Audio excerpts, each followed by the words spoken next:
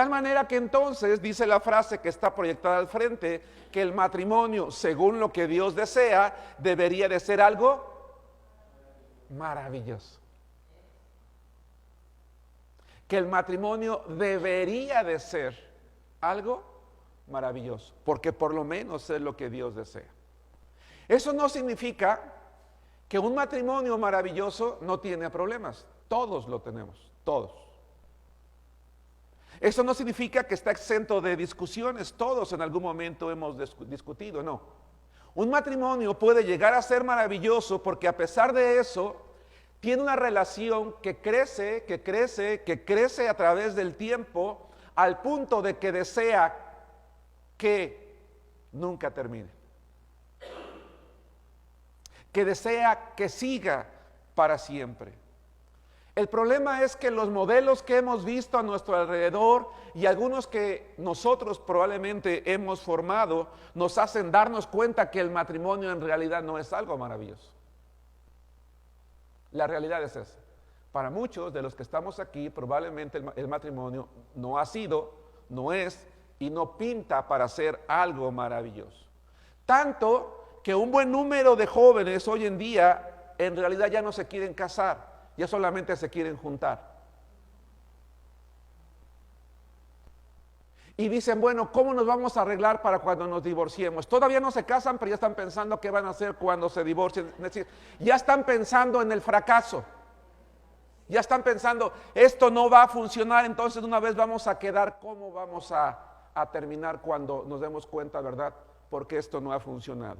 La pregunta, ¿es ese el plan de Dios? ¿Es eso lo que Dios quiere para el matrimonio? No. La Biblia dice que el matrimonio debería de ser algo maravilloso, pero insisto, la realidad nos dice otra cosa. Por ejemplo, el Instituto Nacional de Geografía, Estadística e Informática, el INEGI, que hace encuestas a nivel nacional todos los años, dice en su último reporte con datos al 2021 y que se reportaron en septiembre de 2022, es decir, la última estadística que emite este instituto dice que en México hace una década se divorciaba el 17% de personas que se casaban. Es decir, de cada 100 matrimonios, 17 se divorciaban hace una década.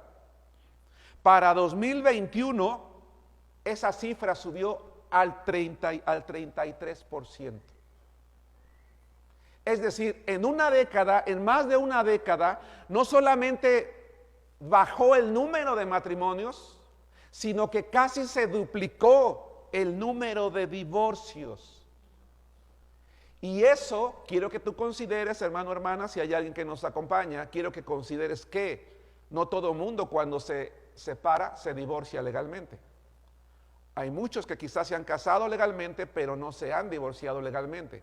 Entonces dicen los especialistas, dicen los sociólogos, que existe la probabilidad de que ese 33% se vaya a un 50% en México. Eso significaría que de cada 2 matrimonios, 1 se está divorciando hoy en día. Lo preocupante es que de ese 33% de matrimonios que hoy por hoy se están divorciando, el 21% lo está haciendo entre el primero y el quinto año. Yo conozco de un caso de un matrimonio que se divorció a los 90 días. Otro, al día siguiente ya se querían divorciar. En los primeros 5 años de matrimonio, el 21% se está divorciando. ¿Por qué? Vamos a ver un poquito más adelante. En primer lugar, porque cuando uno es novio, no se muestra tal cual es, no es sincero.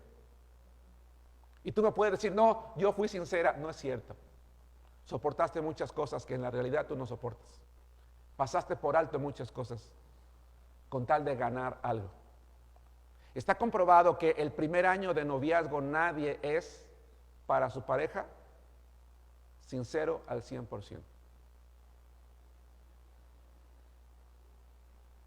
Que el matrimonio, que el amor que no se está alimentando a partir del tercer año va a empezar a disminuir. Y eso está llevando a muchos matrimonios que durante los primeros 5 años se divorcian. Pero el 46%, el 47% se está divorciando entre el sexto y el 20º año, es decir, entre el número 6 y el número 20. Y uno dijera, ya tengo 20 años de matrimonio, ya la hice. No, el 31% se divorcia después de los 20 años. Un fenómeno que está pasando en México, por lo menos en la ciudad, que es donde vive su servidor y donde tiene su casa, mucha gente adulta en la tercera edad se está divorciando. Dice, ya me cansé, ya se casaron mis hijos, ya se fueron, ya no quiero saber nada, adiós. Mucha gente que se mantuvo unida por el compromiso que implicaba en los hijos. Yo conozco un matrimonio que platicó conmigo y me dijo, pastor, cuando mis hijos se casen y se vayan, yo voy a dejar a mi esposo. Ella ya la tiene sentenciada.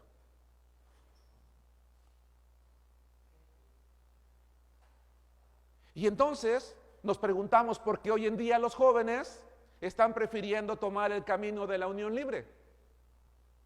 El no compromiso, es más, hay muchos jóvenes que ya no quieren, ni siquiera piensan ya en casarse. Las autoridades están tan conscientes que el matrimonio es una institución que está en declive, que por lo menos en la Ciudad de México ya hay una ley que agiliza mucho el trámite de divorcio. Y están legislando ya desde hace varios años para establecer una ley que no obligue a un nuevo matrimonio a vivir para siempre, sino que diga, te casas hoy y este contrato matrimonial va a durar 5 años. En 5 años se disuelve automáticamente. Si en 5 años vuelves y dices, yo me quiero casar otros 5 años, y si no, pues ya, ¿para qué? O sea, las autoridades están diciendo, vamos a ahorrarnos todo ese papeleo, todo ese trámite engorroso, porque únicamente quita tiempo, desgasta recursos, problemas, invierte en jueces de paz, etcétera, etcétera. La misma sociedad.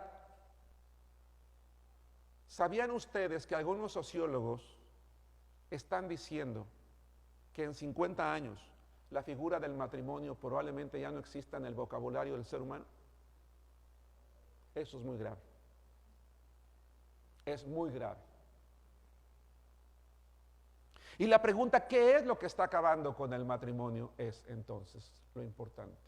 Hay muchas cosas que están terminando con el matrimonio. Por ejemplo, ayer hablábamos de que no hay temor de Dios. No voy a repetir lo que dije ahí hoy.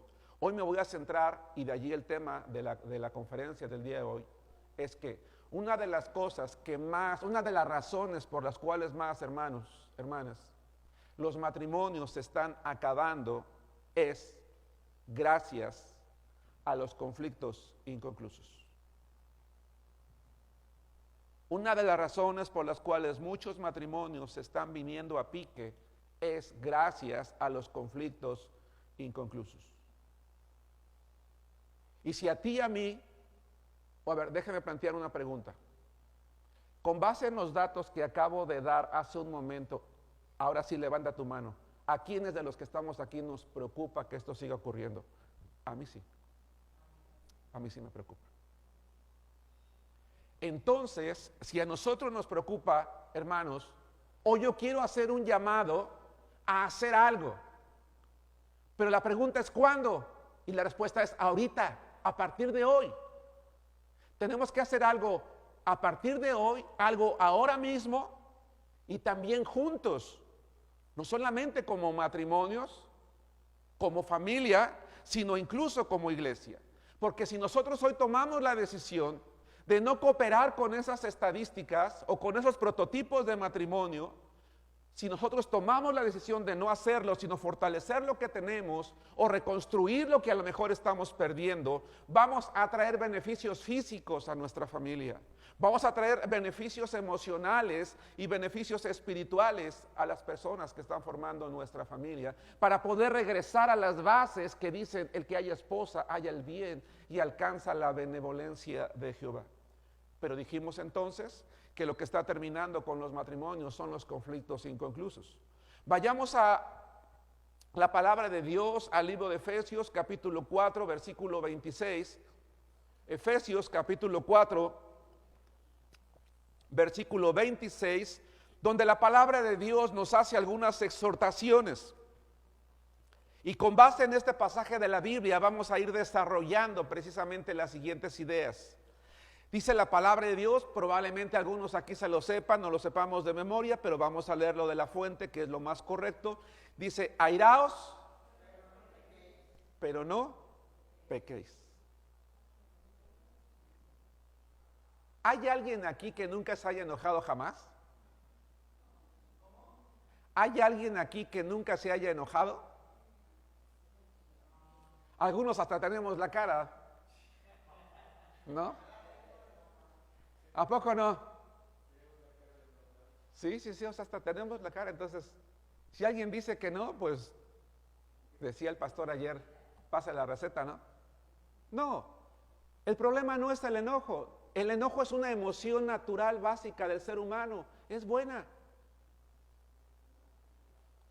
Dios está consciente, porque nos dio la capacidad de hacerlo, de enojarnos. De hecho, aquí habla de ira, de airarnos, de un enojo mayor. No me voy a centrar en eso, sino que Dios está consciente de que puede ocurrir. Sin embargo, me dice, pero ten cuidado con lo que sigue después del enojo. Airaos, pero no cometas el error de dejarte controlar por ese enojo, por esa ira, para que no tomes malas decisiones. Y trata de resolver pronto. No se ponga el sol sobre tu enojo, ni des lugar al diablo. Voy a respetar la interpretación que algunos dan de este verso de no te vayas a dormir a la cama sin arreglarlo. Yo personalmente no concuerdo con esa interpretación. A mí me parece que la idea de Dios no es tanto que no te vayas a la cama, sino que resuelve pronto. Resuelve pronto. Porque si no resuelves pronto, que puede ser ese mismo día o al día siguiente, la idea es tienes que resolver pronto, porque si no entonces tú estás dando cabida a que con tu enojo el enemigo también aproveche para darte un empujoncito más y cometas errores más grandes. Por eso dice, no deis lugar al diablo. Podemos decir hoy, hermanos, que cuando una persona se enoja, en este caso con su cónyuge, siempre tengan en su mente esto, porque estamos hablando de matrimonios.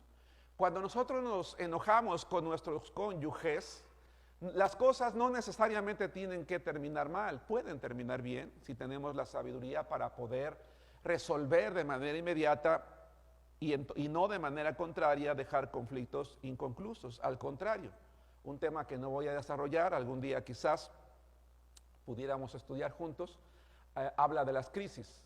Y la crisis es un tiempo de oportunidad. Así que un buen pleito es una buena oportunidad para resolver cosas que no están resueltas. Pero cuando uno discute, cuando uno pelea, cuando por alguna razón la que tú quieras, hay una discusión, en ese momento de manera automática se abre un circuito. Un circuito que primero que nada empieza con una ofensa, es decir, tu cónyuge hace o dice o deja de hacer de manera intencional o no intencional algo, ¿verdad?, que no debió de haber hecho. Y al haber llevado a cabo esa acción, esta ofensa, te va a generar a ti una herida, y esa herida me va a traer un enojo. En ese momento hay dos opciones, se abren dos opciones.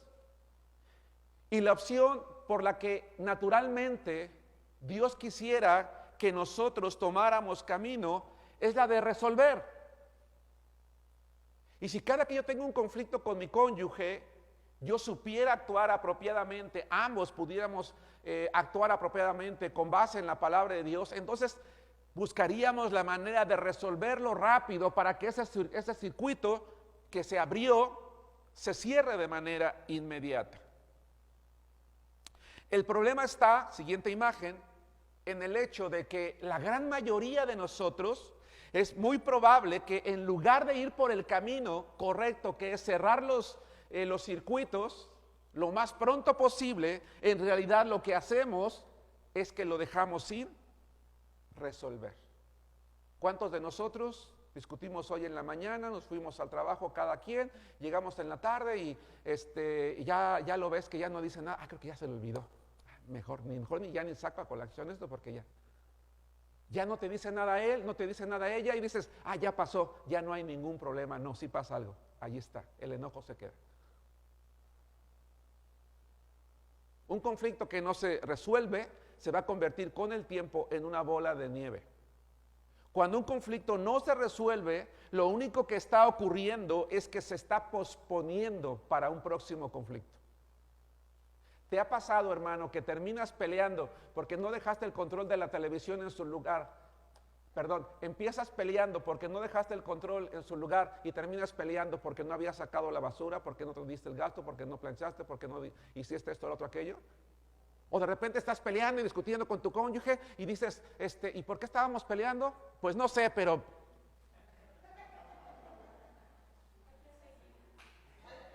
Porque esto está muy bueno, ¿no? ¿A poco no?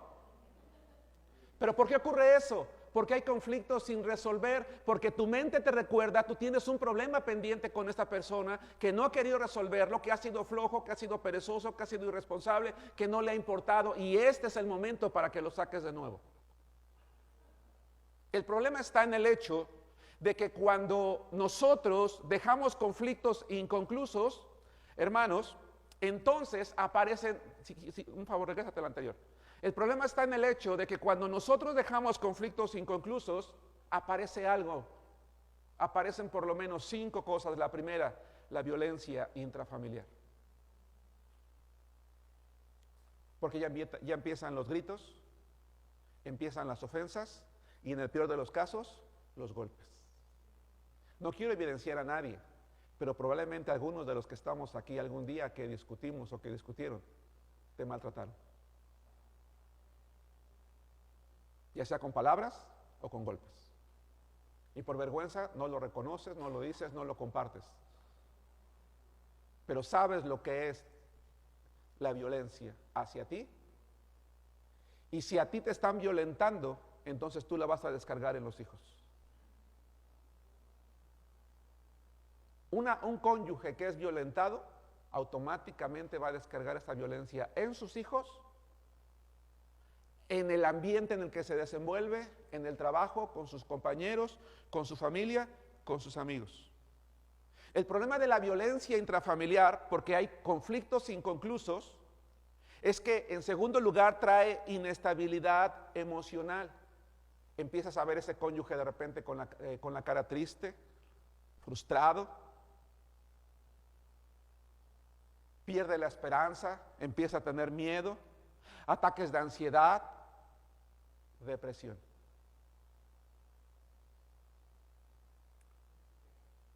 Y cuando en un hogar hay violencia intrafamiliar, hay inestabilidad emocional, entonces empieza a aparecer rebeldía en los hijos. Los hijos empiezan a andar con mucho enojo o con miedo. Empieza a bajar su rendimiento escolar. Si son niños pequeños y ya habían superado la parte del control de esfínteres, empiezan a orinarse de nuevo en la cama en la noche. Empiezan a retraerse en el salón de clases. Empiezan a dispersarse en sus pensamientos. Están retraídos. O en el peor de los casos, ellos empiezan a practicar la violencia con sus compañeritos. Todo niño, toda persona que hoy practica el bullying es porque está viviendo violencia intrafamiliar. Eso se los garantizo. Todo niño, todo adolescente, toda persona que hoy está practicando el bullying es porque está siendo violentado, porque está creciendo en un hogar donde los conflictos no se resolvieron y ellos lamentablemente están pagando los platos rotos. Un elevado porcentaje de adolescentes en México ha caído en la drogadicción. En mis tiempos, yo tengo 56 años, a los 14, 15, 16 años, pues me voy a tomar una cervecita, me voy a fumar un cigarrito. Hoy el alcoholismo está registrado a partir de los 11 años en México. Y la drogadicción en la misma edad. Y la gran mayoría de esos jovencitos, adolescentes, que están cayendo en la prostitución, en la promiscuidad, en el alcoholismo, en la drogadicción, en la depresión, es porque están viviendo en hogares con conflictos inconclusos. Una cuarta consecuencia es el adulterio. Empiezas a perder la esperanza, a darte cuenta que con la persona con la que estás viviendo las cosas no van. Vivimos en un mundo de lobos rapaces donde todo el mundo está tratando de buscar y entonces te ve a ti, ¿verdad? Y te conviertes en presa fácil. Una persona que está viviendo en un hogar con conflictos inconclusos, tarde o temprano, consciente o inconscientemente, se va a dar a conocer con alguien. Y consciente o inconscientemente está en riesgo de caer en una situación de adulterio.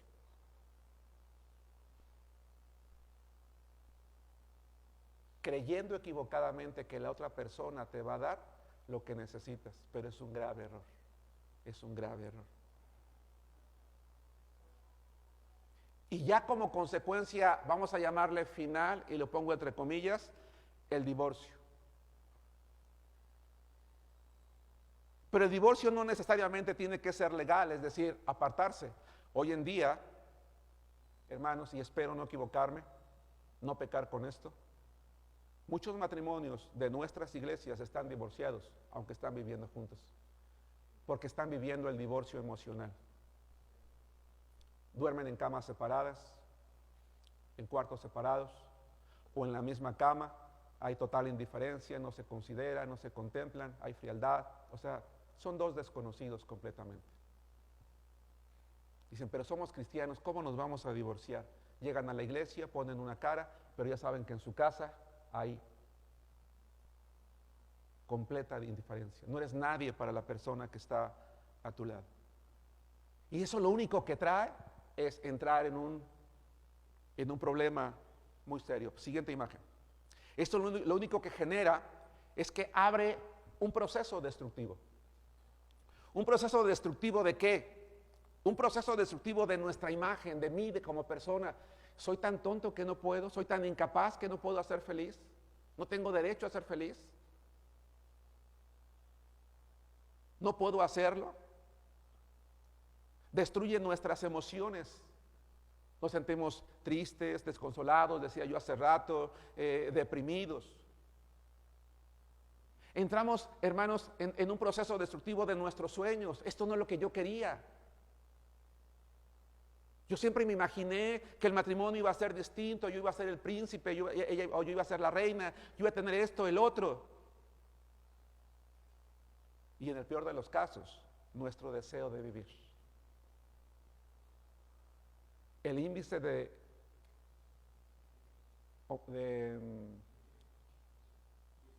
suicidios en México, hermanos, se ha duplicado. Es muy alto en México. Lo preocupante en los niños. En los niños.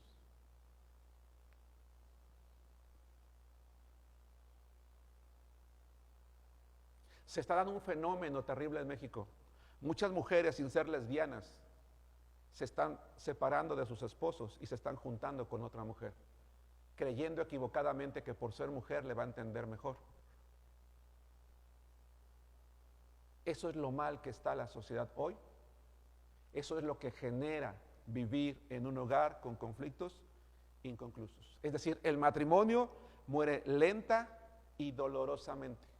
Al punto de que como cónyuges, como familia, deja de importarnos. A veces los cónyuges cometemos un grave error. Ya no dice nada, ya no pelea, ya no se queja, ya no nada. Qué bueno. No, preocúpate cuando ya no diga nada. Porque cuando ya no dice nada es que ya no le importa. Y cuando ya no le importa, difícilmente la vas a recuperar o lo vas a recuperar. Ya está en un momento en el que lo único que le falta es tomar la maleta e irse de la casa. Y si no lo haces por lealtad, es por miedo a la iglesia, al pastor, a sus padres, a la sociedad o a estar solo o sola, dice mejor prefiero aguantar esto. Y como ya dije, los hijos van a ser las víctimas de nuestra no incapacidad porque la tenemos, pero sí de nuestra pereza en resolver los conflictos inconclusos. ¿Por qué un matrimonio pelea? Bueno, hay muchas razones. Cada quien tiene una distinta. Pero básicamente, cuando nos unimos en matrimonio, una de las razones por las cuales peleamos es porque somos dos personas que provenimos de un origen distinto. Nuestra familia de origen tiene diferencias. Por ejemplo, en la familia de ella disciplinaban de una manera, en la de él de otra. En la familia de él eran muy fríos, pero en la de ella eran muy emocionales. En la de él eran muy amorosos, pero en la de ellos muy inteligentes. En la de él eran muy unidos, en la de ella son muy desunidos. En la de él solucionaban conflictos, en la de ella no, o a la inversa. Los valores en la casa de ella eran unos, en la casa de él son otros. Las tradiciones en la casa de él son unos, en la de ella son otros. Y eso termina trayendo problemas en casa.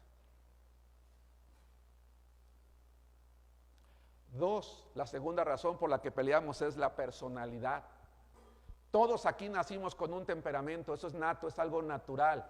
Y con base en ese temperamento y en la influencia social formamos un carácter.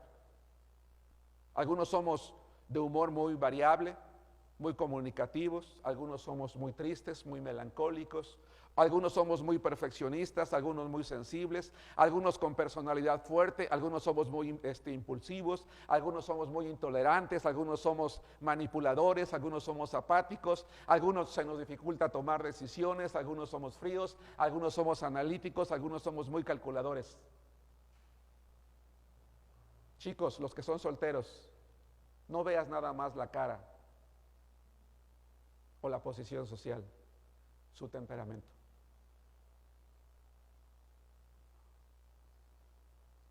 El problema es que normalmente una persona deprimida, ¿saben con quién se va a casar? Con un deprimido. Un maltratado con una maltratada. Un abandonado con una abandonada. Un inseguro con una insegura. Porque creemos que nos van a entender. La tercera razón por la cual surgen grandes conflictos y que no lo resolvemos es por los valores. Quitémonos la idea de que si te casas con un cristiano, entonces vas a ser feliz. Eso no es cierto. Y les voy a decir por qué. Porque cada familia vive el cristianismo de manera distinta.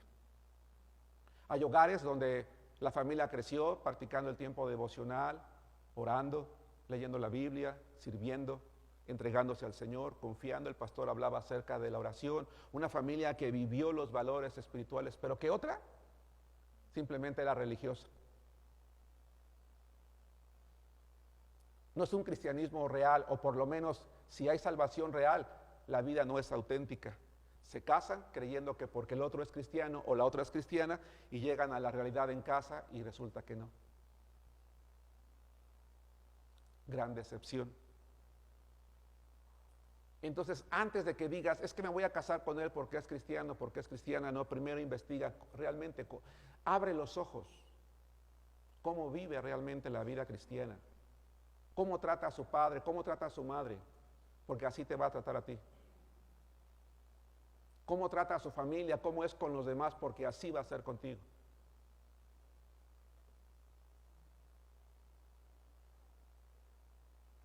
Los valores en los que es bueno o es malo. De repente el esposo te dice, ¿sabes qué? Ya no vamos a ir al templo porque vamos a hacer esto. Oye, pero ¿cómo? No, si es que ¿qué tiene de malo? No, es que sí tiene algo de malo. ¿Cómo de que no? No, sí, no tiene nada de malo. El género. El hombre piensa de una manera, la mujer piensa de otra. Somos muy distintos. Comunicamos ideas de manera muy distinta. Escuchamos de manera muy distinta. Por ejemplo, tú platicas con una mujer y es muy detallista. Y si tú quieres platicar con un hombre dándole detalles, en 5 minutos ya lo perdiste. Y en 20, su mente quién sabe dónde estará. Tú puedes seguir hablando, pero él no te está haciendo caso. Entonces tú tienes un problema y quieres hablar con tu esposo. Y dices, oye, viejito, es que mira, y es que esto y el otro. Y él te dice, sí, pero ¿qué, esposa? No, pero es que mira, déjame te digo. No, pero es que mira, no, sí, esposa, pero ¿qué? ¿Pero qué quieres? No, tú no me tienes paciencia, tú no me amas, tú no me quieres. Y sí, ¿verdad? Pero no estuvieras con tus amigotes porque... No, a un hombre si le quieres decir algo, díselo ya. No le mandes señales. No, es que tú no captas las señales, tú no me entiendes, yo te quise decir. No, los hombres no captamos señales, punto. Somos más prácticos. Y eso nos crea conflictos. Eso no significa que el hombre no debe de aprender a escuchar, tenemos que aprender a escuchar. Pero las cosas importantes hay que comunicarlas rápido. Una quinta razón por la que entramos en conflictos es quién tiene el control en el matrimonio. Y aunque sabemos bíblicamente que el control lo tiene Dios y que hay una cabeza, en realidad, y más hoy en día, otra vez con el feminismo, es no, ¿por qué? ¿Por qué él? ¿Y por qué no yo? Y entonces viene una lucha de poderes que parece interminable. ¿Qué es lo que tenemos que hacer entonces? Abran su Biblia, pónganse de pie en el libro de Isaías, capítulo 61, versículo 1.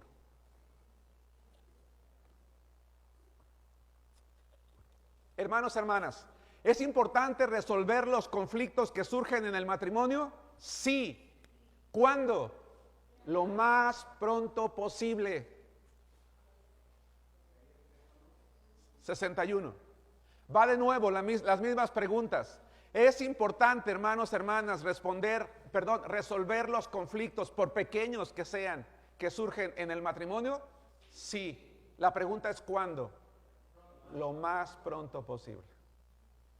Porque si no resolvemos los conflictos lo más pronto posible, el riesgo en el que estamos colocando a nuestra familia y nuestro futuro es entrar en un proceso destructivo.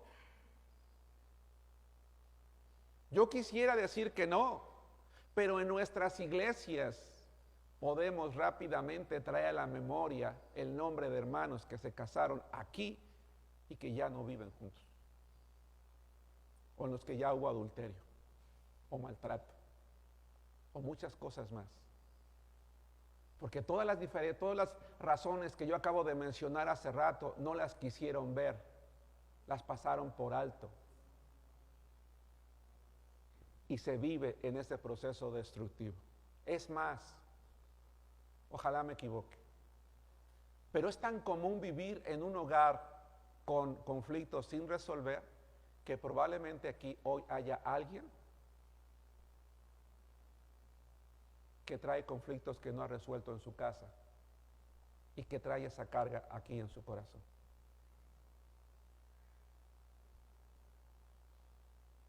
Que tal vez le tocó dirigir, tocar el instrumento, ser el maestro, pero viene de haber peleado en su casa. ¿Qué es lo que tenemos que hacer? Tenemos que volvernos a Dios. Todos. Tenemos que regresar al Creador de todo para que Él nos dé algo que ofrece. 61:1 de Isaías. ¿Están todos allí? Vamos a leer juntos la palabra de Dios. Dice así: el Espíritu de Jehová el Señor está sobre mí, porque me ungió Jehová, me ha enviado a predicar buenas nuevas a los abatidos, a vendar a los quebrantados de corazón, a publicar libertad a los cautivos y a los presos apertura de la cárcel. Tomen asiento. La palabra de Dios dice que Jesucristo vendría a este mundo, hermanos, a traer libertad.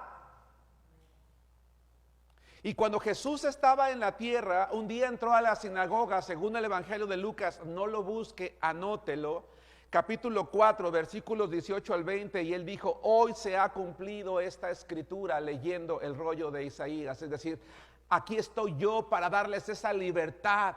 Y en otra ocasión Jesús dijo en Juan capítulo 8, y conocerán la verdad, y la verdad los hará libres. ¿Cuál verdad? Juan 14:6, yo soy el camino, yo soy la verdad, yo soy la vida. Jesucristo vino a traer libertad también al matrimonio. Siguiente imagen, por favor. Porque habemos matrimonios, ¿verdad?, en las que al tener conflictos sin resolver, estamos como prisioneros. Nuestro hogar es como una prisión en la que cada vez tiene menos sentido estar, menos sentido vivir allí. Pero para tener libertad necesitamos dos cosas. La primera, si tú no tienes a Cristo, porque yo no les conozco, me voy a atrever a hacer una invitación. Para tener libertad, primero que nada, necesitas tener a Cristo en tu corazón.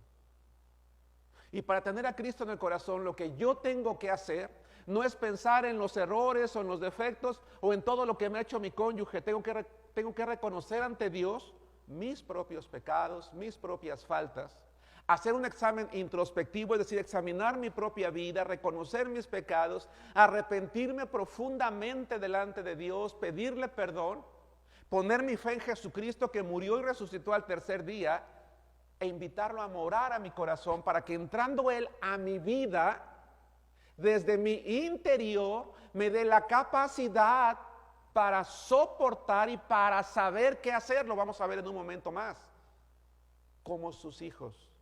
Pero si yo ya tengo a Cristo y mi matrimonio se ha convertido como en una prisión, entonces yo tengo que pedirle perdón a Dios por no vivir bajo sus principios. Por ser un cristiano que ha tomado el cristianismo como un juego. Hermanos, con Dios no se juega. Pero en la iglesia vemos muchos que a lo único que venimos a la iglesia es a calentar el lugar en el que estamos sentados.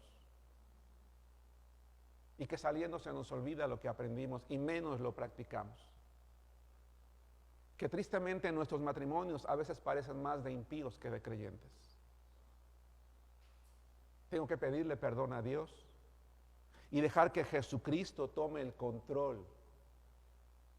Quiero que pienses en la siguiente escena. Vas con tu familia, todos aquí tenemos coche, vamos a suponer que todos tenemos coche, ¿verdad? Y que va el jefe de familia va manejando, va tu esposa a tu lado y atrás van tus hijos. Y vas en el camino. Y como tú eres una persona pues muy sensible, que te gusta ayudar a los demás, eres un buen samaritano, de repente ves por allá una persona que en la noche, ¿verdad?, te está pidiendo un ride y te paras. Y te das cuenta que es Jesucristo. Se te queda mirando, le preguntas si quiere que lo lleves, te dice que sí. Volteas a ver a tus hijos para que abran la puerta de atrás y ese te queda mirando todavía. Y tú piensas, tal vez quisiera ir adelante. Volteas a ver a tu esposa y le dices, esposa, ¿te podrías pasar atrás? Y se pasa atrás. Y se te queda mirando todavía. Y termina sin entender. Se agacha Jesús y te dice, pásate de aquel lado. ¿Sí me expliqué? Yo quiero el control.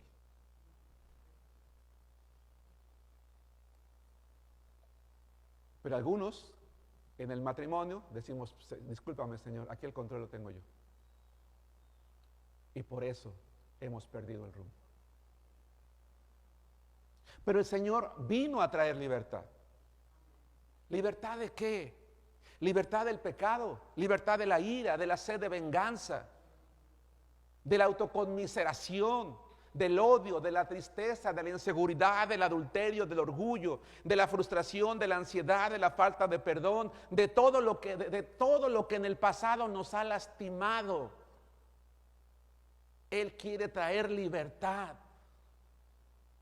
Y yo te decía que lo primero que necesitas es tener a Cristo, si es que no lo tienes, o permitir que Jesús, ¿verdad?, tome el control del automóvil de transporte de nuestra vida, de nuestro destino, porque Él nos capacita para poder hacerlo. El Señor nos ha dado la capacidad de solucionar las cosas, de cambiar. A lo mejor tú puedes decir, es que yo no puedo cambiar porque así era mi familia, así eran mis padres. Yo decía al principio, ¿verdad?, que una de las razones por las cuales actuamos así es porque nuestra familia era así. Y yo decía anoche que lo que un niño aprendió entre los 8 y los 12 años, ¿qué va a hacer, hermanos? Dije que lo va a repetir toda su vida. Es que yo no sé hacerlo de otra manera. Es que yo no puedo dar amor, yo no puedo perdonar, yo no puedo hacer esto porque nadie me enseñó. No, si puedes, aunque nadie te haya enseñado. Porque la palabra de Dios en 2 de Corintios 5:17 dice, de modo que si alguno está en Cristo, nueva criatura es. Y nueva en el sentido estricto y literal de la palabra. Pero no nuevo porque es nuevo. Pastor, préstame por favor tu botella de agua, por favor. Vamos a pensar que su servidor, gracias, perdón por la molestia.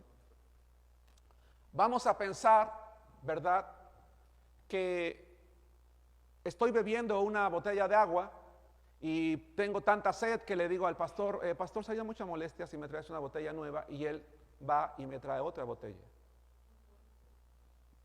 Nueva, es la misma. ¿Se dan cuenta? Es la misma botella. Pero si de repente va y me trae otra de otra marca, más grande, más ancha, con diferentes características, ya no es como esta. Es agua, pero es diferente, completamente diferente. En griego, la palabra que se traduce como nuevo describe a algo completamente diferente, con nuevas cualidades y características. Es decir, que cuando Jesucristo entra a la vida de una persona, le da diferentes cualidades y características para tener la capacidad de hacer cosas que nunca antes ha hecho, porque no tenía esas características, pero que a partir de ahora las puede hacer.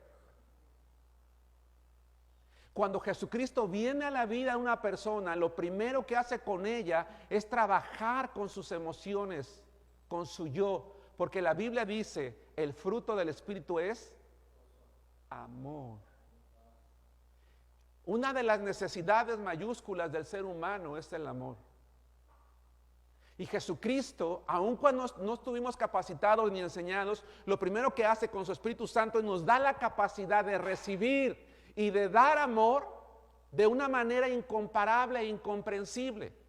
Así que si tú eres cristiano y hoy por hoy no eres amoroso con tu esposa, oye mi vida, oye te amo, qué bonita eres, qué preciosa, hijos, mira, y los abrazas y no, es que yo soy así y a mí no me pidas eso porque no. Examina tu corazón, porque a lo mejor no está Cristo. Porque Cristo nos capacitó para amar y dar amor, recibir amor, gozo, paz, paciencia. Y eso habla de tu interior, de tu yo, de lo que tú y yo somos como personas, de nuestras emociones. O tal vez está, pero no lo he dejado crecer. Y por eso dice paz, paciencia, benignidad, bondad, fe, mansedumbre y templanza. ¿Se dan cuenta que en esas 9 características que forman parte de un fruto, habla de un trabajo interior para que se vea en lo exterior? Eso es lo que hace Cristo, por eso lo necesitamos primero a nosotros.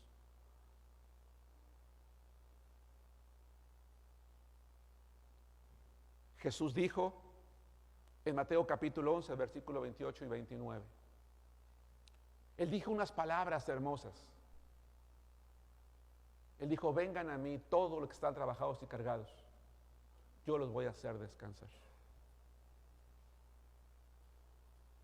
Cristo puede darte esa paz, esa tranquilidad, esa fuerza, ese ánimo de volver a vivir si tú no lo tienes y lo has perdido.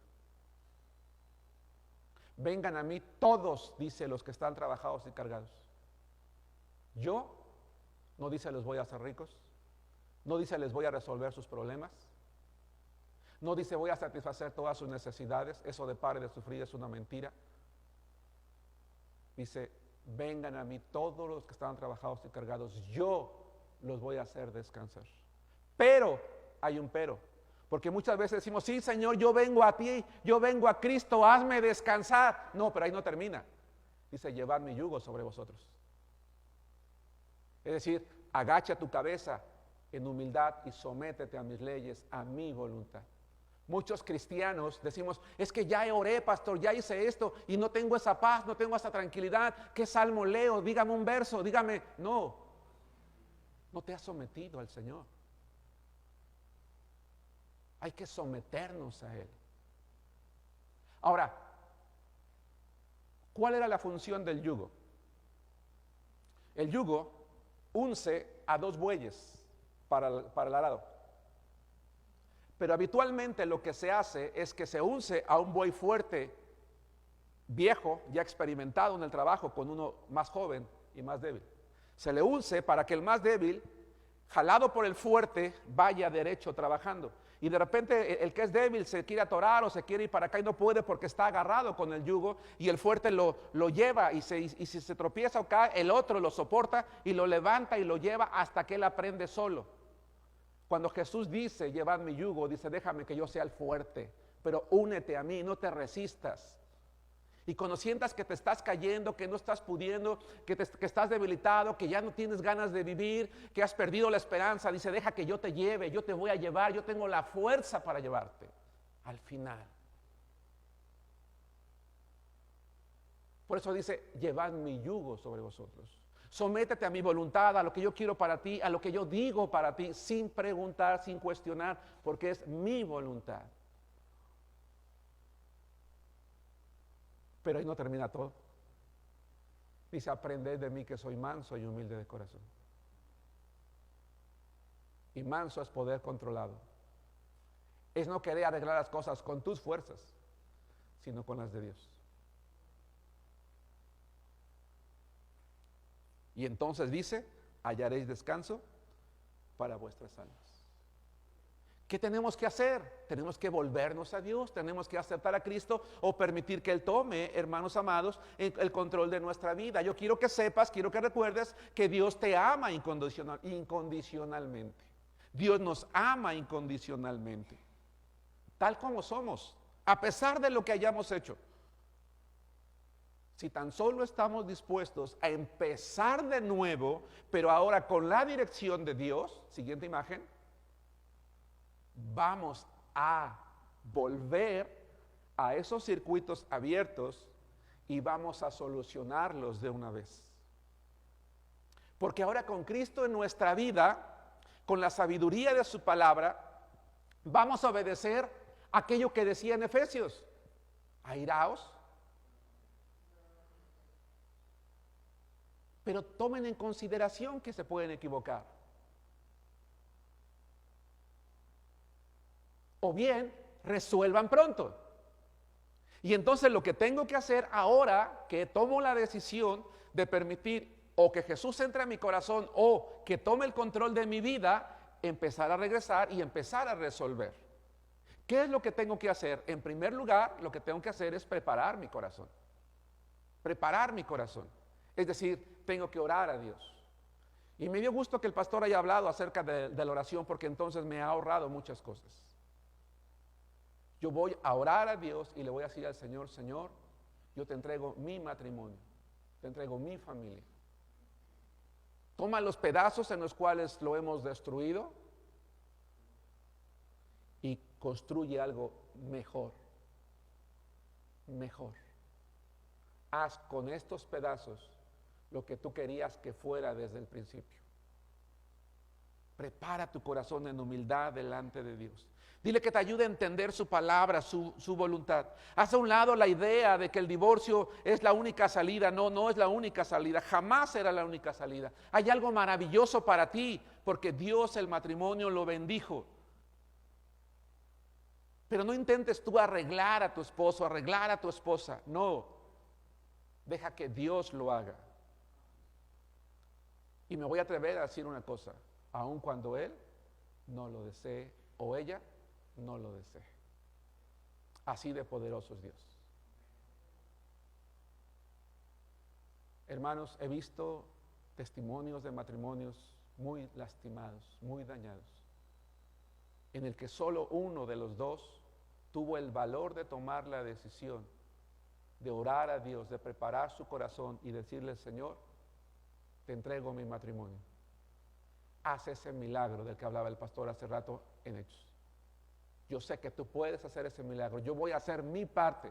Mi cónyuge no quiere hacer lo suyo, pero quebranta su corazón para que te tema a ti. Te ame a ti, te sirva a ti, piense en ti, quebrántalo de tal manera que tú lo hagas otro hombre para ti, no para mí, para ti, otra mujer para ti, otra esposa para ti, una mujer para ti, no para mí. Porque si ese hombre o esa mujer se convierten en eso, va a ser tu mejor esposo, tu mejor esposa.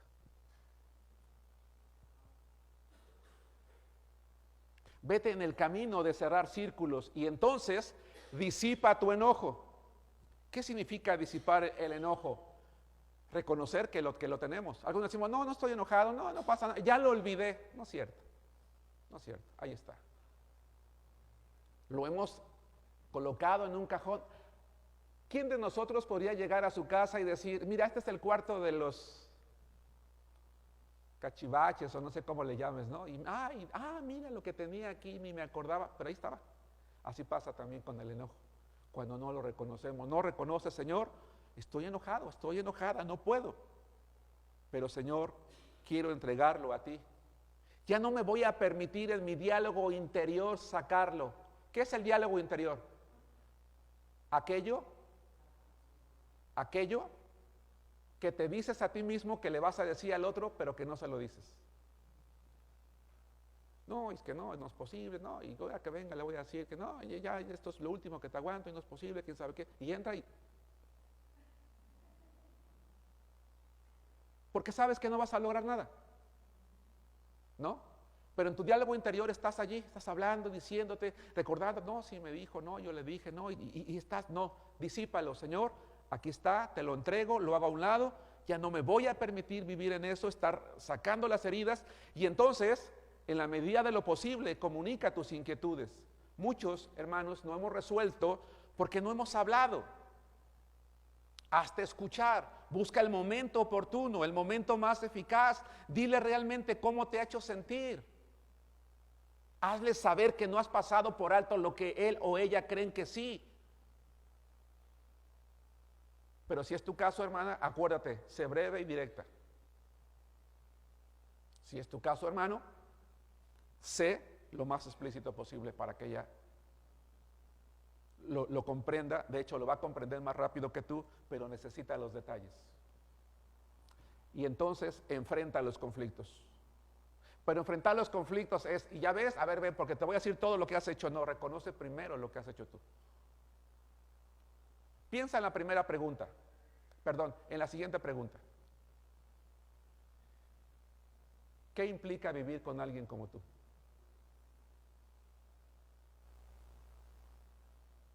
Piénsalo por unos segundos. No, pero es que tú sabes, mi viejo, no, es que mi esposa, no. La pregunta es, ¿qué implica vivir con alguien como tú?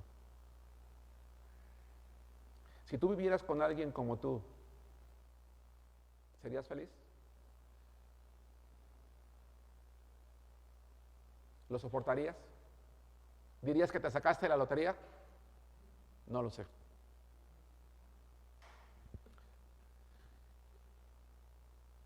Y recuerda al enfrentar tus conflictos que tu cónyuge no es tu enemigo. Trata entonces de empezar a resolver sobre todo aquello que es más delicado. A lo mejor hay detalles o hay cosas que sí pueden quedarse, ¿verdad? No tanto en el olvido, pero pasarse por alto o ir resolviendo en prioridades. Y 5, una de las cosas que más nos cuesta, perdonar. A un elevado porcentaje de cristianos nos cuesta perdonar. Porque es una característica humana y los cristianos no somos extraterrestres, somos humanos. No debería de ser algo natural. Pero entonces déjame decirte lo siguiente, hermano, hermana. El perdón es el paso clave para cerrar cualquier circuito que se ha abierto, particularmente para poder avanzar.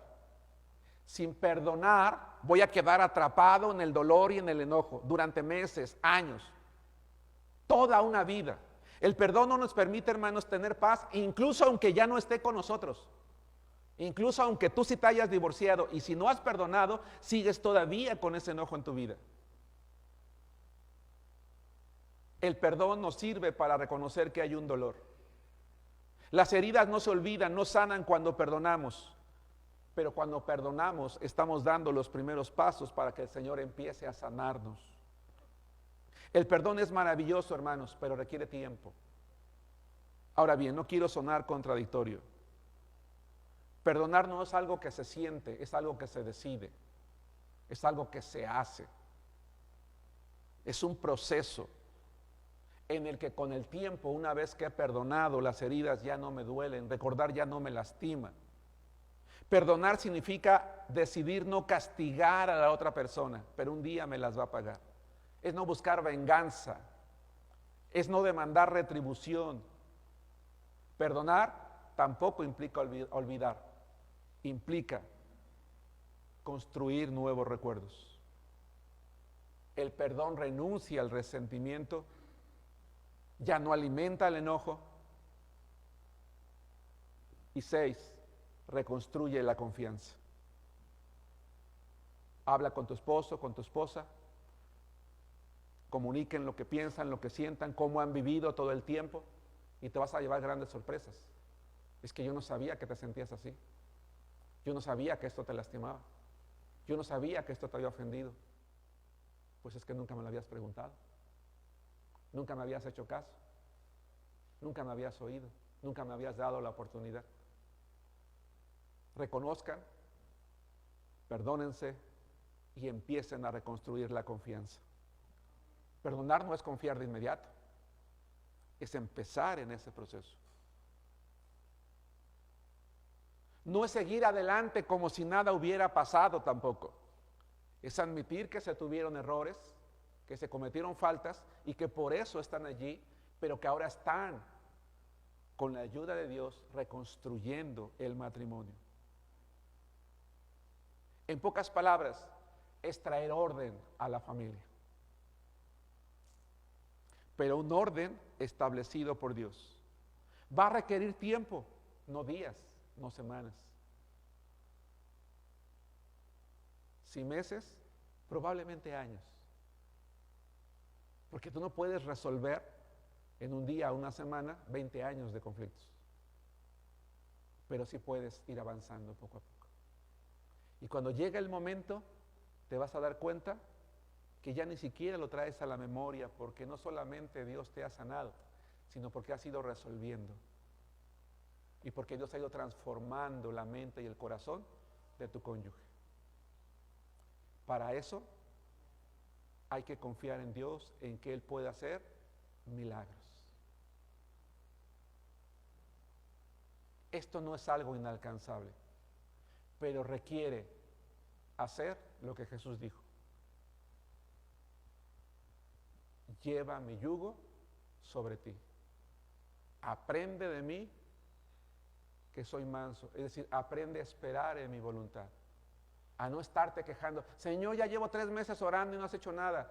Humildad es no levantar la cabeza ante Dios y reclamarle porque no lo ha hecho. Es esperar en su nombre. Y cuando aprendemos a esperar en el nombre de Dios, dice, hallaremos descanso para nuestras almas. ¿Me he explicado con claridad? ¿Hay alguna duda, alguna pregunta? Que Dios les bendiga.